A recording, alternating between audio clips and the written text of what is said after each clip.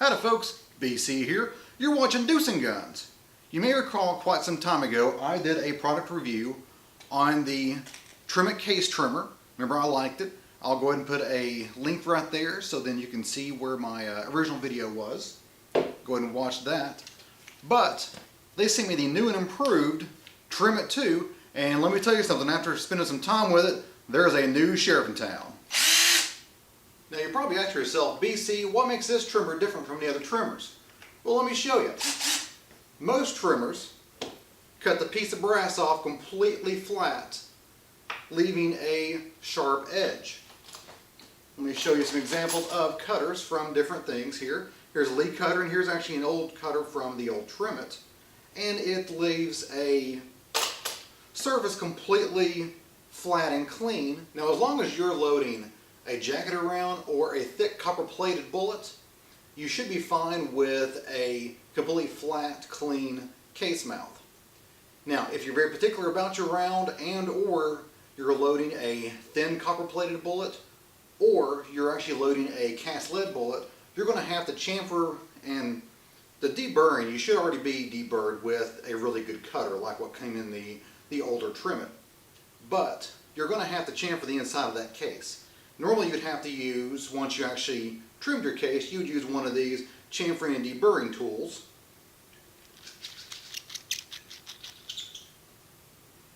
Like so. But the Trim It 2 does all that in one pass. Let me show you how it works. Now inside the Trim It 2, here's a close-up. Go ahead and rotate it around here, and you'll see that's actually a much different cutter than the old one, which looked more like that. Rotate around here again, you can see the profile. And let me focus in on the cutter there. There you go, you can see that cutter. Now that little V right there is exactly where the cutting happens. I've already sized this case. I'm going to stick it in there. You can see the case mouth goes right in that cutter, and the cutter is going to rotate around. It's going to rotate around that case mouth, trimming it both the inside and outside and top, providing a perfectly chamfered, deburred, and trimmed case. I'm going to take off the outside barrel and we'll see exactly how this works. Now I've got that barrel loosened up nicely, and it comes right out there. And please keep in mind that it does take the exact same dies that the original Trim It does. So if you want to upgrade, you don't have to buy all new dies for this, just the actual Trim It body itself. And along with the Trim It, you're going to get 4 different Allen wrenches for the different screws you find. Now let's go over all the different parts of the cutting assembly here, starting off with your carbide cutting head. That's where the rubber meets the road. That is where the cutting happens. And the edge of the case mouth actually goes into that little V there, and that's where the cutting is done. And that's carbide, super strong, super resilient, will last forever practically. And on the same side is the actual cutting head set screw right here. Now, once you've done your adjustments, you want to actually crank this down so then you keep adjustment, and it will keep it forever until you loosen it up to set it up for a new caliber. And you simply use one of the provided Allen wrenches. Loosen it up. Alright, we are now loose. Now let me rotate it around here. Alright, there is the actual adjustment.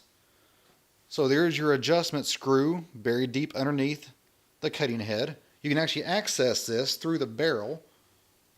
That is the reason why all those big cutouts are in the barrel. So then you can actually access all of these screws that you need to with ease. Now I'm going to take this down here so you can actually see the sideways movement of that cutter head. And you put your brass through and you adjust it until the V is pointed right at that case mouth. And then you tighten down your adjustment set screw and you are good to go. Now if you notice, there's also another little screw right there. There's also a Allen wrench that goes with that, and that is actually to tighten down your actual carbide cutter. I'm just going to take that out there so you can actually see what it looks like. And as you can see, you have 3 carbide cutters right there, ready to go, just in case you accidentally put in a steel case or something gets mangled. You have 3 different cutters there, ready to go. But since it's all carbide, I highly doubt under regular use you'll ever wear out one of them. 2 of them are just for insurance. Now to adjust a cutter, we have one already sized piece of brass. I've already knocked out the primer and gone through the sizing die. I'm going to stick it through the actual die for the trimmer.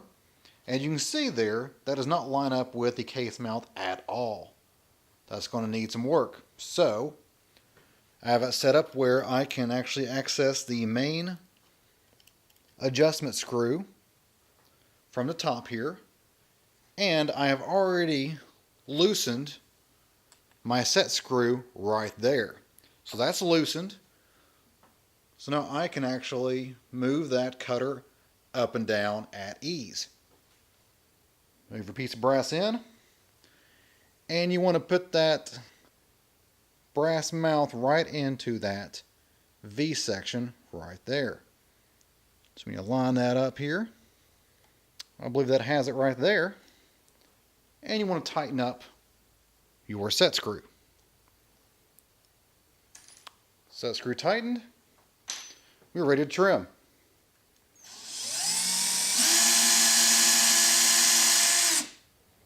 Okay, now as you can see there, that's a little bit out of adjustment still. You can still tell that it's mostly deburring on the outside and not chamfering on the inside very well. So I'm going to adjust this. I'm going to go down. Let me focus that a little better there. Okay. Now what I'm going to do is basically try to get that go down, the cutter to move down just a tad. Like an eighth of a turn. We'll fix that. Now after that minor adjustment, I have a new piece of brass that has been resized and it still has its factory edge case mouth right there. So we're going to put it into the trim it here, and you can see that the case mouth does go right in that little V. So start the drill up.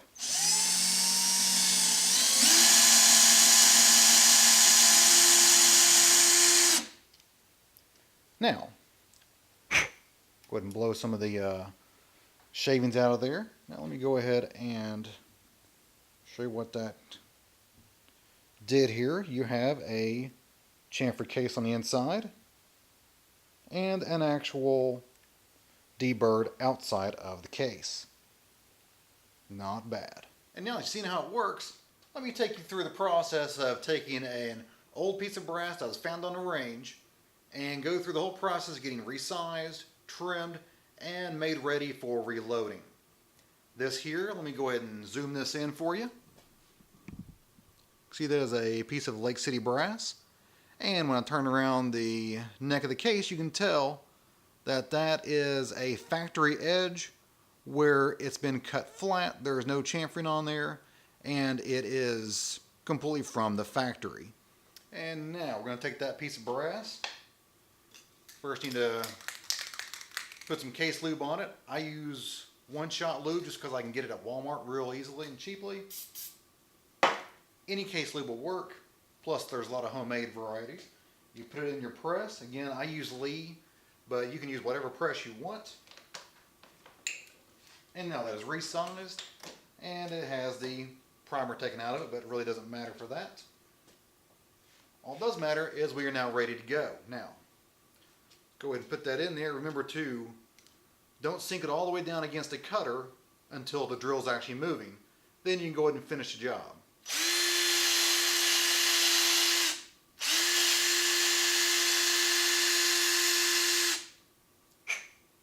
And there we go.